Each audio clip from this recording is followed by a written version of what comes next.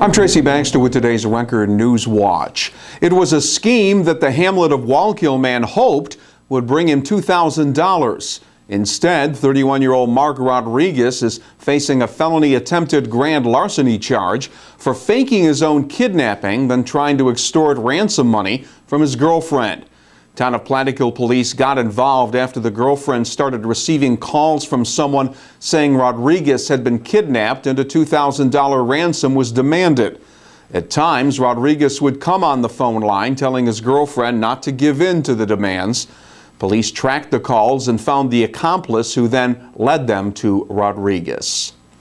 Police in the village of Monroe are hoping the release of this surveillance photo will help them track down the armed man who robbed the Dunkin' Donuts store on Route 17M in Monroe early Wednesday morning.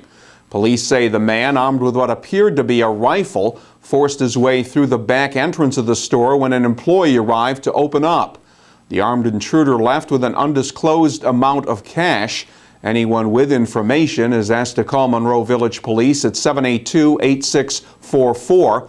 All calls will be kept confidential. Fire investigators have yet to determine what touched off the blaze that destroyed a residence on Broome Turnpike in the town of Shungum Thursday afternoon. More than 40 firefighters from 6 area departments arrived on scene, but were unable to save the structure. There were no reports of any injuries. Shungum Fire Chief Jim Miller said no members of the family were home at the time the fire broke out, and he says the cause of the fire is currently under investigation. Meantime, what was left of a condemned multi-family condominium building in Kiryas Joel was demolished overnight following the second blaze in 2 days in the building on Premishland Way. Embers remaining from the original fire on Wednesday reignited Thursday afternoon, bringing members of 7 area fire companies back to the scene to douse the flames. No one got hurt in the fire or in the ensuing flare-up. The fire left at least 30 Kiryas Joel residents homeless. Officials sent to the scene believe an electrical problem with a ceiling fan may have been the cause of the original fire. The ShopRite in Napanoch remains closed, and supermarket officials there say it'll stay that way for several weeks following a fire Tuesday that damaged the rear section of the store. An investigation determined that sparks from a short-circuited microwave ignited foam trays in the store's loading dock area.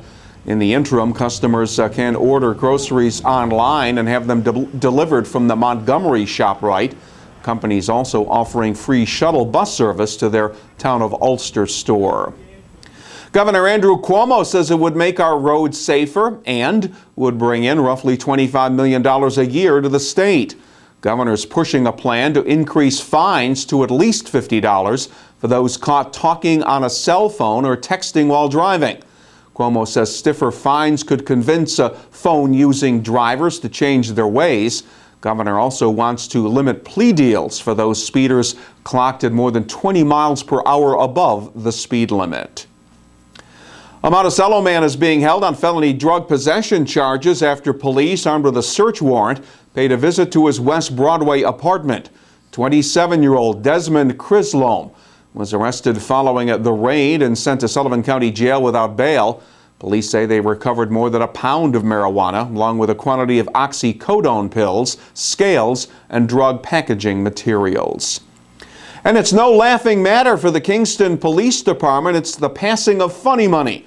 And the recent discovery of counterfeit bills in separate locations has led to a pair of unrelated arrests. Police say 20-year-old Charles Lehman of Hurley used a phony $100 bill to buy merchandise at a store in Kingston. The clerk tipped off police, who tracked down Lehman and charged him with felony criminal possession of a forged instrument. And a 16-year-old boy was arrested for passing $50 bills, not once, but on 3 separate occasions at the same store. Kingston police say those working in retail need to pay very close attention to the money they're handed. We are looking at a pretty good weekend weather-wise after a little overnight snow. Any significant snow accumulations from the system will stay to the south and east of us. Now, as for Saturday, it'll be partly cloudy and cold with the highs only reaching the mid-20s. Bit better on Sunday with temperatures getting up around 30 degrees under a mostly sunny sky. Stay connected to breaking news all weekend long right here at Record Online, and get the news plus the features you look forward to in the weekend editions of the Times Herald Record. For Record Newswatch, I'm Tracy Baxter.